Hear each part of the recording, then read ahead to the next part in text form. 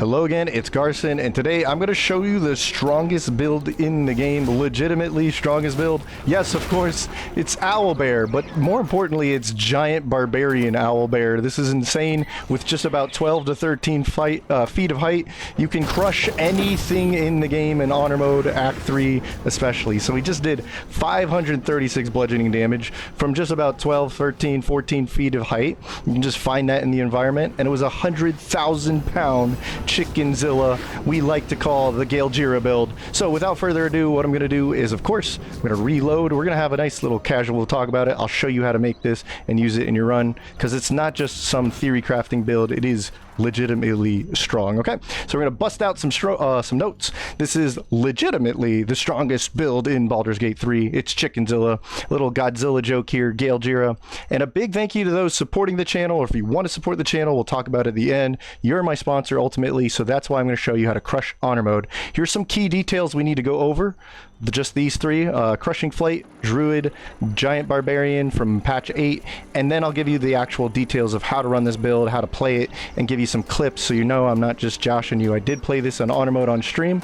So just some fun things to note though. When I say legitimate, let's not take it too seriously. I'm not taking myself too seriously. I'm just being a nerdy gatekeeper in video gaming world. But mechanically, what I'm talking about as a baseline, this is the intended gameplay. We're just taking it to a pretty absurd degree with the proper multi-class. I'll show you how to do that, but we don't need any mods. This isn't any exploits or bug dependencies to do this.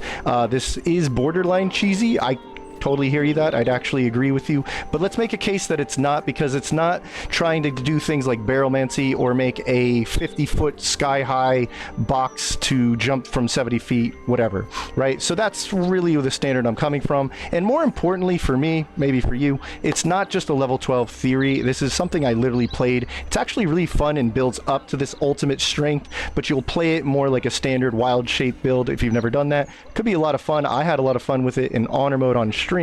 So this is not actually serious though. Let's just keep this in mind. It's video games. I have no real authority. Don't worry about what's right or wrong to play, and it's a single player game. But that's the baseline I'm coming from for those interested.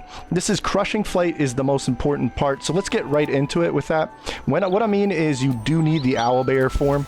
Level 6 gives you the giant chicken for any kind of druid. So let's talk about this for a second. Crushing Flight is the most powerful thing you can do because of this weight and height multiplied damage combo. So what it is a bonus action, and keep in mind, since this is essentially a jump with damage at the end of it, it's going to use your bonus action like a normal jump. So keep in mind, because this is going to play later when we talk about Barbarian's Rage. But basically it's a jump with crushing damage on impact. If you've ever done a throwing build from a really high top and you threw a weapon, there was probably a chance that you did a lot of bonus damage, and you may not have realized this is called crushing damage. So let's talk about it for a second. Well, initially when you jump, you have a really good distance anyway. This is like the distance of Eldritch Blast, if not further. It says on the wiki it's about 53 feet, but it does scale with strength, and Owlbear comes with an innate 20 strength anyway, which you can boost. So actually just base Owlbear can jump 70 feet, which is pretty ridiculous and gives you a lot of flexibility of how to land this thing. There is a 2d8 or whatever bludgeoning damage. Honestly, it's magical. There's not really a big detail here, because what we care about is the weight times height equals the bonus crushing damage I was talking about. If you raise one or the other, or somehow both, you're going to do a lot of damage, a lot of bludgeoning, non-magical bludgeoning damage, and it can result in some absurd 500 to even 5,000 damage depending on how well you set this up. But that's the thing, there's not a lot of powerful or too difficult of a setup, and for the payoff, a little bit of 2-turn setup is really worth it. So what we'll do is we'll opt, instead of building some crazy height with a bunch of barrels or boxes, we're actually just going to find a little bit of height from the terrain, and we're going to opt for insane weight increase thanks to the multi-class combo. And the way it works is Owlbear is already heavy. If you use a Colossus elixir, you'll move up a size, and Owlbear will now be 10,000 pounds of weight roughly. And once you enrage into a giant form, you will reach 100,000 pounds. So I don't care what height you're at. If you just have a little bit of height and multiply that, you do absurd damage.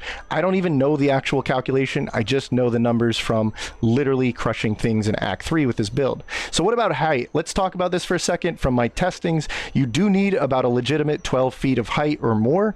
And that's going to be the threshold of where this weight can start crushing things and do absurd damage. I think it's literally the minimum required to even start doing damage with crushing. But again, I'm not really that invested into it. I'm just coming from experience. So owlbear higher than the target. Let's just keep things simple. So you can see right here, if we compare where Gale is versus my quote unquote boss, the Steel Watcher, this is the kind of distance or height you want to basically compare, just as a rough, relative reference to kind of like visually see it. That's what you're looking for. But this is literally about 12, 13, 14 feet. It changes, funny enough, the more I jump. But you do not take fall damage. So I've literally crushed Gortash from about 70 feet in my honor run. So oh, and it can kill your allies. This kills everybody in the area if you meet these requirements. And you do need the owlbear, so let's talk about that for a second with Druid 6. So any Druid subclass it's not important here. There's a little caveat about Moon Druids is kind of restrictive, and here's the reason. So at level 6, Druids all get the wild shape feature. You get 2 wild shapes per short rest, and at level 6 you unlock owlbear no matter what your subclass is. So all Druids get it. You also get wild shape extra attack as if you got extra attack like fighters or paladins. So wild strikes is what it's called. This is going to be very important because it's your backup plan when you either crush and kill the one target but still have other things to kill, or you just want to play and slash things as a giant owlbear. So you get extra attack while in wild shape. This is also going to be important later on, but 1 wild shape charge is all you need. You do thankfully get these back on short rest. Right here, the wild shape charges cost 1 to go into wild bear, and it's going to cost us an action unless we're a moon druid. Okay, and you will be dismissing the wild shape like I just did because you're going to need to enrage. Again, this mixture of action for wild shape and bonus action for giant's rage is key to the concept here. Okay, so you do have to dismiss wild shape. You'll transform using your action button. And I recommend not using the Moon subclass because this is going to interfere. You're going to take longer to Giant's Rage. And then your Moon Druid will also use Wild Shape on bonus action. There's no way to change this. So what I'm going to recommend is just skip Moon Druid.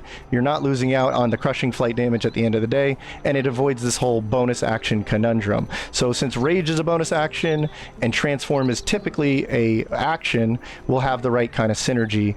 Otherwise, it's not a good mix. Okay, just want to highlight that key feature. Now, Giant Barbarian is the new subclass in patch 8. And the good thing about this is when you enrage, you will turn into a size larger from giant to like colossal or something. So I'm using the elixir of the Colossus to get to the size of a giant, and then Giant's Rage will bring me up to an even further colossal size, increasing my weight and size overall, right? So this also gives you a resistance if you've never played a barbarian, and you will have to enrage. And let's just notate real quick, this is going to be a very important detail. Rage is going to end if you don't attack or have a reliable way of taking damage from an enemy or something. Okay, so that's a big detail when we go over of how to actually activate the combo in the first 2 rounds of fight. Okay, so level 5 Barbarian also does get you extra attack, and the other reason I want to mention this is because the normal extra attack from fighters, barbarians, and so on at level 5 does stack with the wild strikes. So when you're in wild shape, you have triple attack even in honor mode. It's pretty awesome. So this stacks with wild shapes, wild strikes, and you end up having 3 attacks. Wild shape plus the rage, this is how we're going to do it. We're going to enrage first with the bonus action, and then we must attack or take damage like I was talking about, or else we lose this condition, which we really need for the bigger size increase. Okay, and then we're going to wild shape charge, and when I go over the build in just a moment, I'll show you how to properly do this. Okay, so the build itself, let's get some details if you're going to really play this throughout, the whole honor mode run or whatnot. Gale-jira is just a reference to Gojira. It's Japanese, the Japanese name for Godzilla.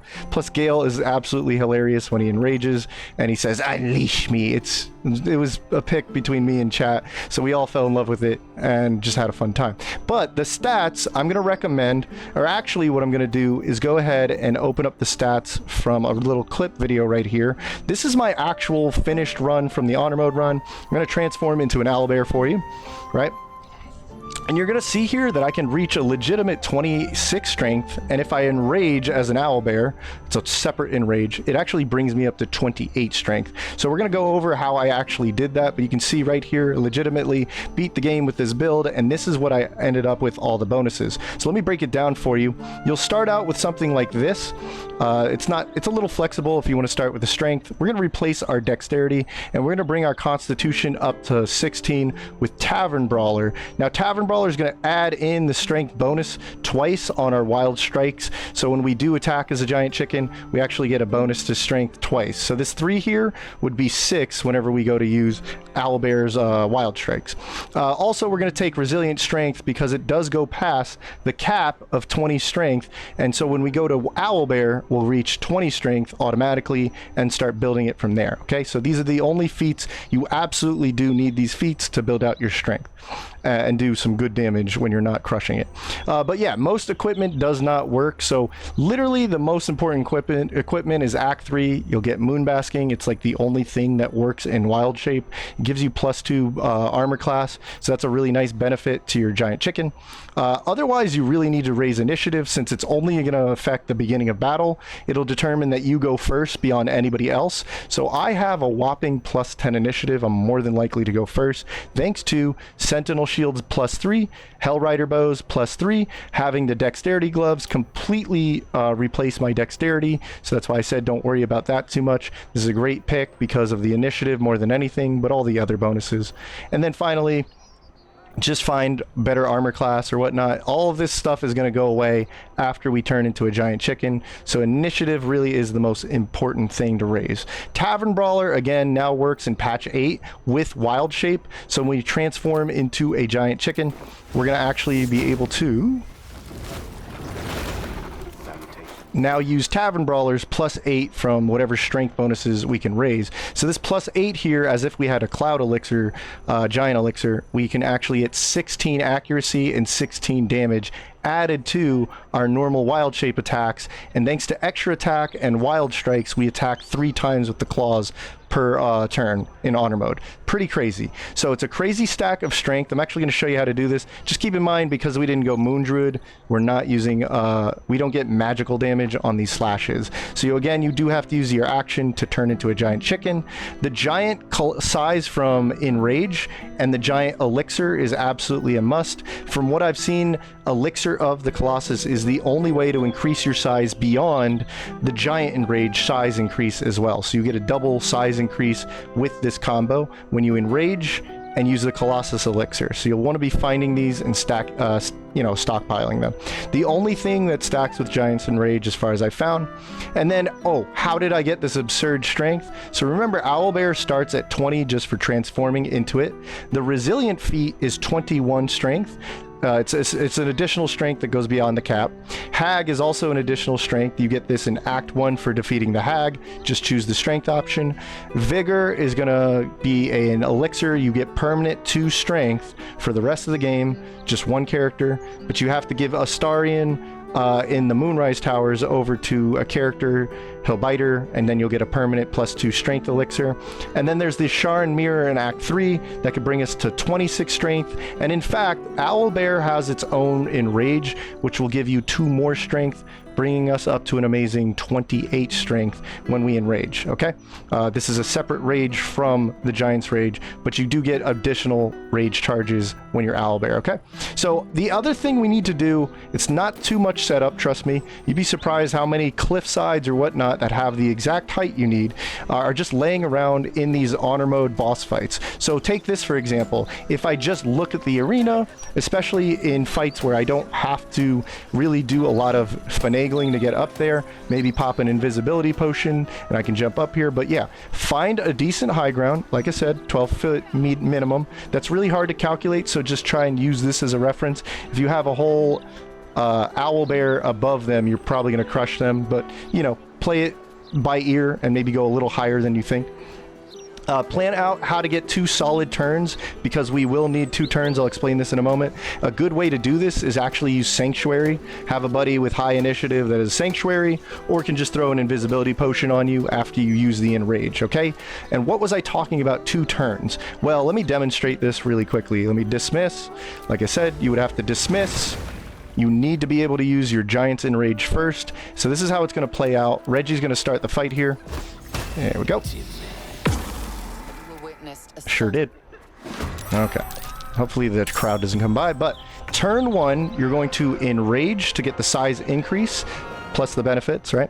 And then your action's actually going to be used to attack so you don't lose the conditions for Rage, right? Taking damage. So if you have no way of permanent, like, just somehow taking damage from, like, a reaction attack, you should do this instead. Enrage.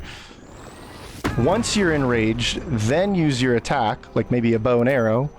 And then it doesn't matter if this hits or not, you attempted an attack, okay? After this, you're good to go. You have to wait till next turn because you don't have another bonus action. Oh no, my team's under attack. Get an opportunity in. Okie dokie.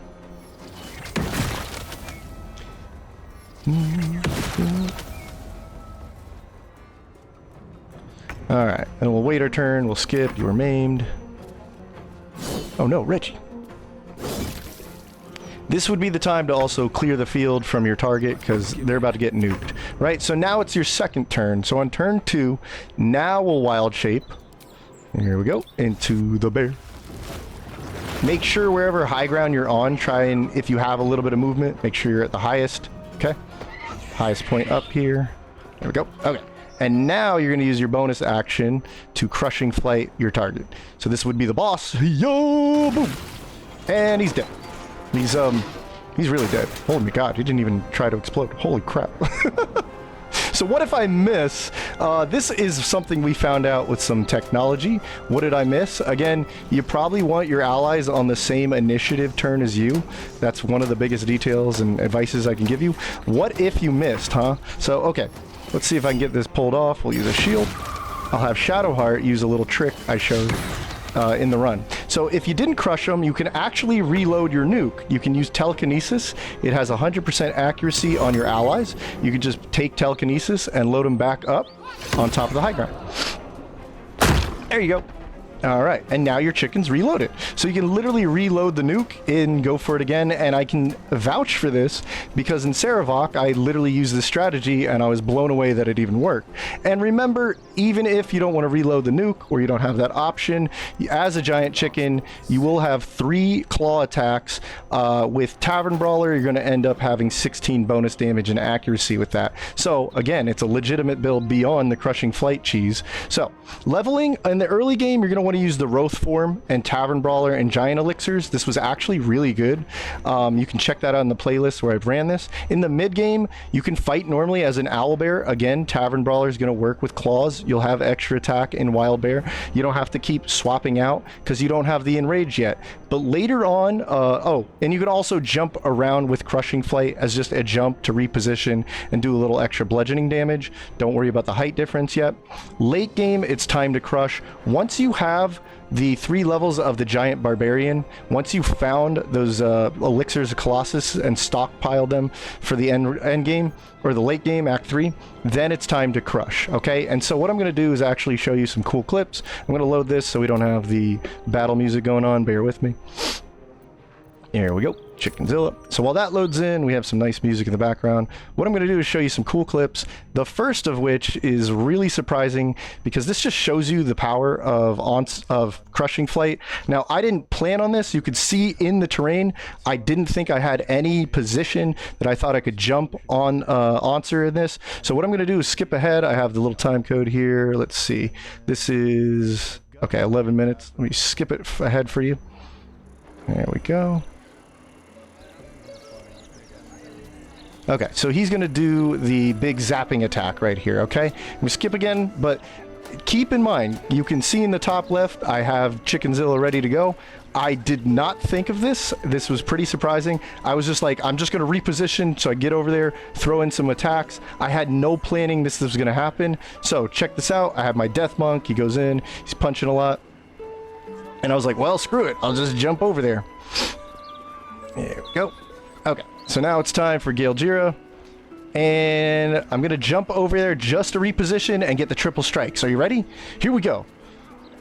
But he died. He died. He died. I could not believe this. So literally that much height. And what's even crazier is Answer was in the sky during this. I couldn't believe it. So we actually killed Answer, one-shotted him. That was, when I checked the damage, it was kind of like the example here, about 560 damage. It was absurd because it could have literally just one-shotted him. And there's like no real way that the 4 damage mitigation, it was insane. Let me show you the teleport reload.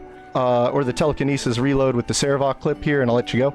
So, Saravok fight was outstanding and actually ludicrous. I'm going to skip around here. Let's get over to 6 minutes or so. Here we go. So this is my first attempt. You can see in this battleground, this is what I'm talking about. There's usually just enough height to crush your targets. So I was very confident about this.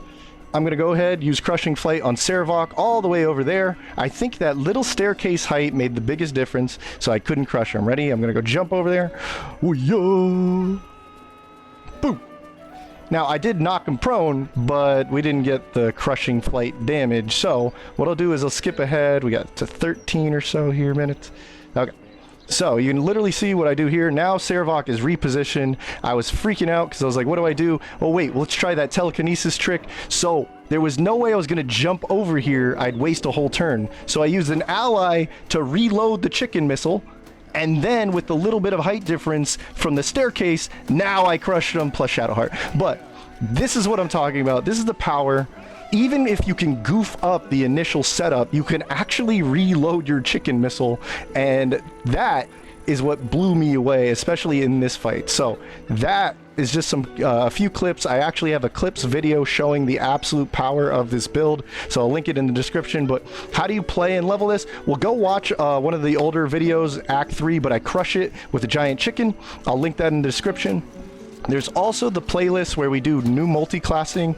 During the beta, I ran all the new subclasses and then finally got to play cool new multi-classes like this, and everybody was blown away. This is probably the only build I consider like S tier, legendary, whatever, because it's just legitimately stupidly strong and it's not a big pain to set up. So anyway, just come join the live streams. I love having you guys. You guys are ultimately my sponsors, so I love answering comments or questions, and hopefully you've had fun with this. Go play a giant chicken because you guys are my sponsors. I want to see people beat honor mode in fun, exciting, crazy ways, or just the characters they want to play. Thank you so much for watching, and member support is a go, so I hope to see you. Otherwise, go play Chickenzilla.